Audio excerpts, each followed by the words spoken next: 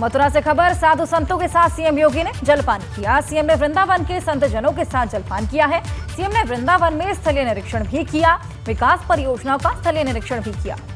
तो सीएम ने वृंदावन की परिक्रमा में जो सीवर कार्य चल रहा था उसका अवलोकन किया है और ऐसे में विकास योजनाओं का निरीक्षण भी किया। वृंदावन में सीएम पहुंचे हुए थे, जहां पर जलपान भी करते हुए नजर आए।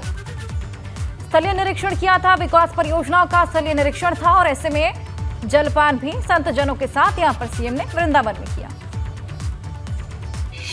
नोएडा सीएम योगी पहुंच चुके हैं, रामनाथ गोयनका मार्ग का अनावरण किया है। 1700 करोड़ की परियोजनाओं का यहां पर लोकार्पण और शिलान्यास किया।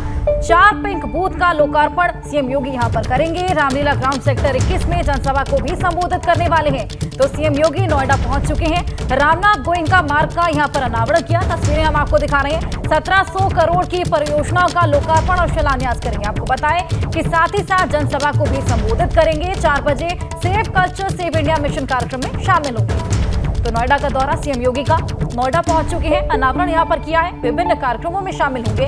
1700 करोड़ की परियोजनाओं की सौगात आज नोएडा को मिलने वाली है। साथ ही विभिन्न कार्यक्रमों का आयोजन किया जा रहा है, जिसमें सीएम योगी आज शामिल होने वाले हैं। तो 1700 करोड़ की परियोजनाओं का यहां पर लोकार्पण और शिलान्यास करेंगे। 4 पिंक बूथ होंगे, जिसका लोकार्पण यहां पर सीएम योगी करने वाले हैं। विभिन्न कार्यक्रम हैं जिनका आयोजन यहां पर किया जा रहा है। आपको बताएं 4 बजे save culture save India mission कार्यक्रम में भी शामिल होंगे। कानपुर से खबर है, हाईवे पर 3 डंपर आपस में टकरा गए। भिड़ंत के बाद तीनों डंपर में आग लग गई। हादसे में व्यक्ति की जलकर दर्दनाक मौत हो गई है। आधा दर्जन से ज्यादा लोग इस पूरे हादसे में घायल हुए हैं। घाटमपुर थाना क्षेत्र के सागर हाईवे की घटना, देखिए तस्वीरें हम आपको दिखा रही हैं। भीषण सड़क हादसा यहां पर हुआ, 3 डंपर आपस में टकरा गए। देखिए एक डंपर यहां पर कितनी बुरी तरीके से जल उठा है। ऐसे में एक की मौत हुई है और कई लोग यहां पर घायल हुए हैं। 2 तस्वीरें हम आपको दिखा रहे हैं। हादसे के बाद ये डंपर थे जिन्होंने आग पकड़ ली है और आप देखिए आसपास कितनी अफरा तफरी भी मच गई। और दूसरी तस्वीर, फायर ब्रिगेड ने आग पर काबू पा लिया। भीड़ वहां पर इकट्ठा हो गई थी, लोग लगातार अपने फोन में इस हादसे को कैप्चर कर रहे थे और आप देखिए कितनी अफरा तफरी वहां पर मची हुई है। 2 तस्वीरें आपकी टीवी स्क्रीन पर।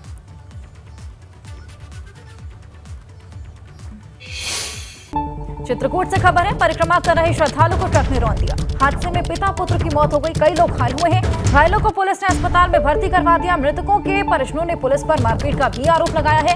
एसपी ने दोषी पुलिस कर्मियों के खिलाफ कार्रवाई की यहां पर बात कही है। पहाड़ी थाना क्षेत्र के नौनार प्रसिद्धपुर गांव के पास की यह घटना, हादसे में पिता पुत्र की यहां पर मौत हो गई है। घायलों को पुलिस ने अस्पताल में भर्ती करवाया है। कई लोग इस पूरे हादसे में घायल भी हुए हैं।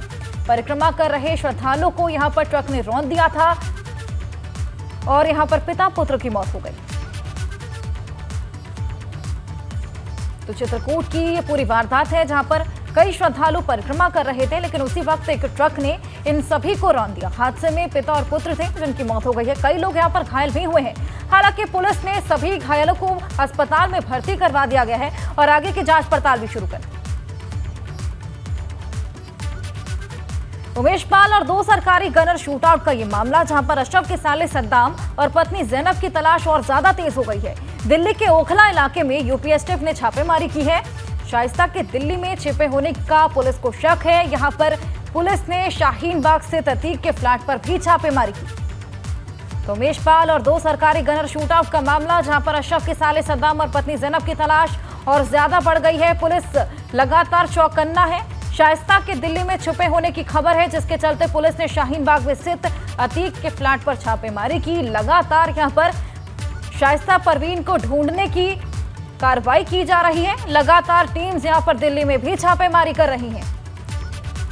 बताया जा रहा है कि साले सद्दाम और जैनब को भी यहां पर ढूंढने की जो कवायद है वो और ज्यादा तेज हो गई है। बिजनौर में भारी बारिश ने तबाही मचा दी। सड़कें पानी से लबालब देखने को मिली हैं, तालाब में तब्दील हो गई हैं। सड़कों पर कई फीट तक पानी भरा हुआ है। बारिश से आवागमन भी बाधित हो गया है। जल भराव के बीच घरों में अपने घरों में लोग कैद हो गए हैं। थाना नजीबाबाद के मुगलो शाह इलाके का ये मामला, सड़कें पानी से तालाब में तब्दील हो गई हैं। तस्वीरें हम आपको दिखा रहे हैं। सड़कों पर कई फीट तक पानी भरा है। देखिए किस तरीके से लोग यहाँ पर कितनी मुश्किलों से इस भरे हुए पानी के बीच से जाने को मजबूर हैं। जल भराव इतना ज्यादा है कि लोग अपने अपने घरों में कैद हो गए हैं। सड़कों पर कई फीट तक पानी है। देखिए किस तरीके से बाइकें, गाड़ियां यहां पर पानी में डूबी हुई नजर आ रही हैं।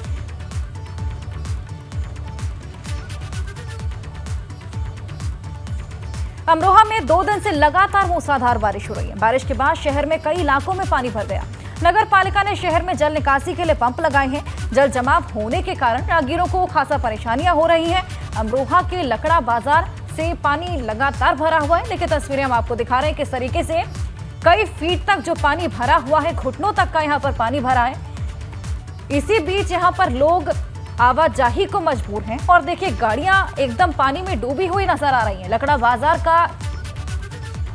की तस्वीर ये हम आपको दिखा रहे हैं। 2 दिन से यहां पर लगातार मूसलाधार बारिश देखने को मिल रही है। वहीं उत्तरकाशी में लगातार बारिश से मौसम बदल गया। बारिश ने चारधाम यात्रा की मुश्किलें भी बढ़ा दी हैं। बारिश से घनसाली, बद्रीनाथ, केदारनाथ मोटर मार्ग बंद हो गया है। सड़क पर मलबा आने से आवागमन भी बाधित हुआ है। आपको बताएं गंगोत्री नेशनल हाईवे पर जगह जगह मलबा आ रहा है। बारिश के चलते लगातार यहां पर जो बारिश हो रही है उसके चलते ऑरेंज अलर्ट भी जारी है।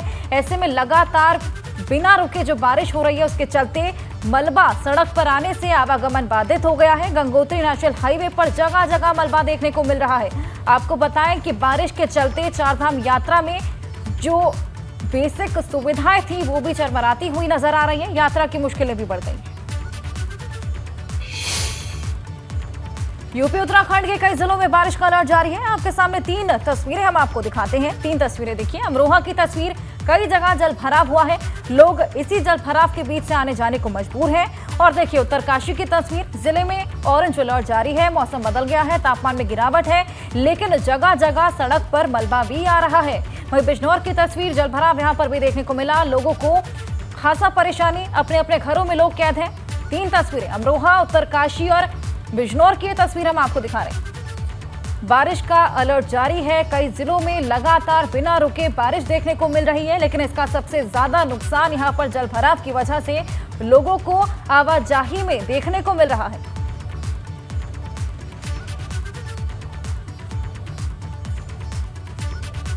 कई जिलों में लगातार बारिश हो रही है। 3 तस्वीरें हम आपको दिखा रहे हैं, 3 अलग अलग जगहों की ये तस्वीर। खबर कुशीनगर से है। अज्ञात बदमाशों ने एक व्यक्ति को लहूलुहान कर दिया। कार पर सवार होकर ये बदमाश आए थे। बाजार से लौटते वक्त व्यक्ति पर जानलेवा हमला किया। परिजनों ने बगल के गांव में लोगों पर शक जताया है। कसिया थाना क्षेत्र के शिवपुर गांव के पास की पूरी घटना। अज्ञात बदमाश थे, एक व्यक्ति को यहां पर लहूलुहान कर गए। कार पर सवार होकर ये बदमाश आए थे और व्यक्ति पर यहां पर हमला किया। हमले में जो व्यक्ति था वो बेहद गंभीर रूप से यहां पर घायल हुआ है। परिजनों ने बगल के गांव के लोगों पर आशंका जताई है इस हमले की। ऐसे में लगातार इस पूरे मामले की जांच पड़ताल पुलिस ने शुरू कर दी। तो कुशीनगर की ये वारदात थी। अज्ञात बदमाशों ने एक व्यक्ति को यहां पर हमले में घायल कर दिया। अब बाबा केदार के भक्त हेलीकॉप्टर से धाम पहुंच सकेंगे। Heli company trans Bharat aviation अपनी सेवाएं देगी। हिमालयन एविएशन कंपनी भी अपनी सेवाएं देने वाली है। 8 जुलाई से धाम के लिए ये कंपनियां अपनी सेवाएं शुरू करेंगी। अभी तक 3 हेली कंपनियां वापस लौट चुकी हैं। बरसात के मौसम को देखते हुए ये कंपनियां वापस लौटी और ऐसे में अब ये 2 नई कंपनियां अपनी सेवाएं शुरू करेगी। आर्यन एविएशन 26 जून को अपनी सेवाओं को बंद कर देगी, लेकिन 8 जुलाई से धाम के लिए ये 2 कंपनियां अपनी सेवाओं को शुरू कर देगी। तो अब बाबा केदार के भक्त हेलीकॉप्टर से हेली सेवा का लुत्फ उठा सकेंगे। केदारनाथ में अब गर्भगृह में जाकर दर्शन कर सकेंगे श्रद्धालु। भक्तों को गर्भगृह में जाकर दर्शन की अनुमति मिल गई है। यात्रा में आई कमी के बाद बद्री केदार मंदिर समिति का ये फैसला है।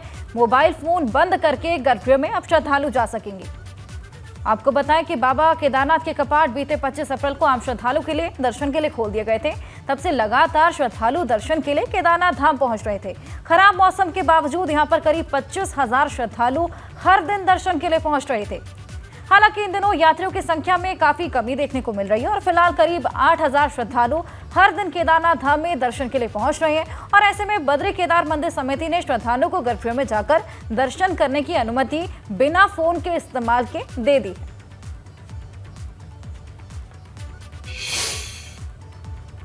लखनऊ एयरपोर्ट से खबर है, वहां पर तस्करी का सोना जब्त किया गया। तस्करी कर दुबई से यहां पर सोने की खेप को लाया जा रहा था।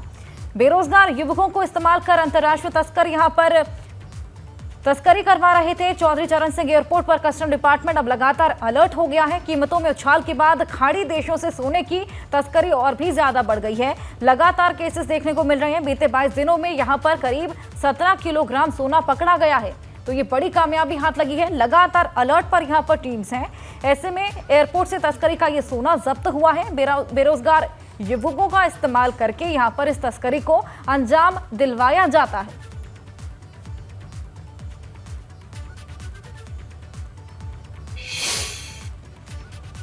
गोंडा से खबर है, कार और बाइक की यहां पर जोरदार टक्कर हो गई। हादसे में 2 लोगों की मौत हो गई है, एक घायल हुआ है।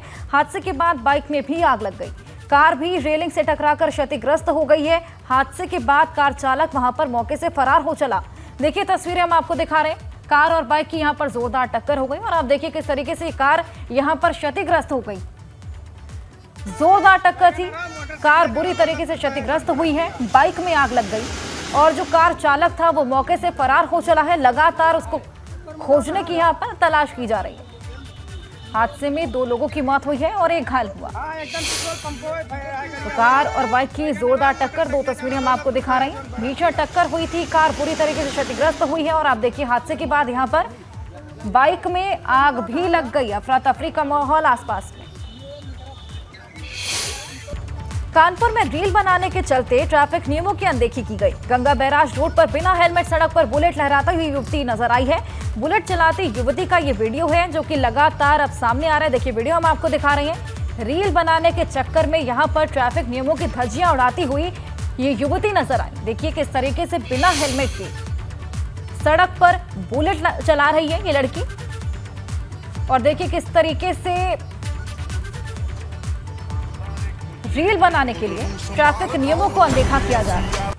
ग्रेटर नोएडा में ईस्टर्न पेरिफेरल हाईवे पर भीषण सड़क हादसा हुआ है। कार में अज्ञात वाहन ने टक्कर मार दी। हादसे में कार में सवार एक की मौत हुई है, 2 घायल हुए। पुलिस ने घायलों को फिलहाल अस्पताल में भर्ती करवा दिया। अस्पताल में भर्ती करवाने के बाद आगे की जांच पड़ताल भी शुरू कर दी है। दादरी थाना क्षेत्र का ये मामला। कार में एक अज्ञात वाहन ने टक्कर मार दी। हादसे में कार में सवार एक की मौत हो गई है, 2 लोग घायल हुए। पुलिस की टीम वहां पर पहुंची है, घायलों को अस्पताल में भर्ती करवाया है और आगे की जांच पड़ताल भी शुरू कर दी। अज्ञात वाहन की यहां पर जो चालक था उसकी तलाश लगातार जारी है। ईस्टर्न पेरिफेरल हाईवे पर यह हादसा हुआ।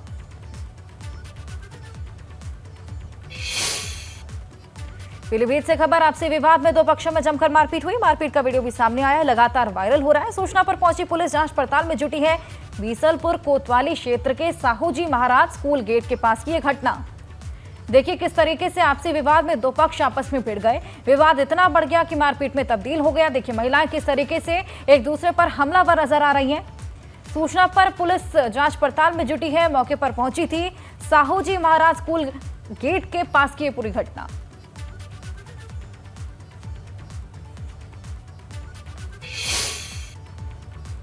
सपा नेता आजम खान के लिए मुश्किलों का दौर लगातार जारी है। उनके ऊपर चल रहे दर्जनों मुकदमे में रामपुर की एमपी एमएलए कोर्ट में ट्रायल चल रहा है।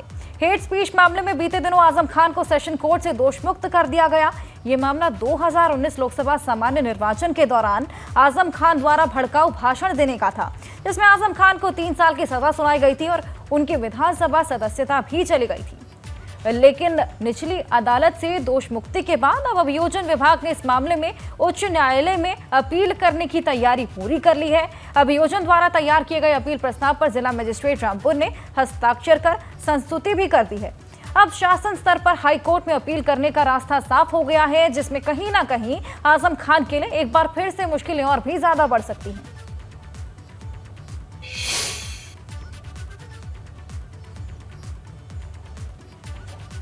7/4/2019 को मोहम्मद आजम खान ने चुनावी जनसभा में एक भाषण दिया था। वो भाषण भड़काऊ था और उसमें एफआईआर पंजीकृत हुई 153A, 505(1)B और 125 जनप्रतिनिधि अधिनियम में, जिसमें गवाह परीक्षित कराए गए। 27/10/2022 को MP MLA court ACGM first के न्यायालय से दोषसिद्धि हुई सभी धाराओं में 3-3 वर्ष की। इस आदेश के खिलाफ मोहम्मद आजम खान द्वारा एमपी एमएलए कोर्ट सत्र न्यायालय में अपील योजित की गई थी। अपील में बहस के उपरांत न्यायालय ने 24 मई 2023 को अपील स्वीकार करके उन्हें दोषमुक्त कर दिया गया। अपील के निर्णय को पूरी तरह से परिशीलन उसका किया गया। कई बातों को ऐसा पाया गया कि ये लगा कि अपील अन्यायोचित है। इस आदेश के विरुद्ध माननीय उच्च न्यायालय में अपील योजित की जानी चाहिए और उसकी पूरी तैयारी करके सारे मटेरियल्स को कलेक्ट करके जो नियमानुसार शासकीय अपील जिला मजिस्ट्रेट महोदय के माध्यम से उत्तर प्रदेश शासन को प्रेषित की जाती है।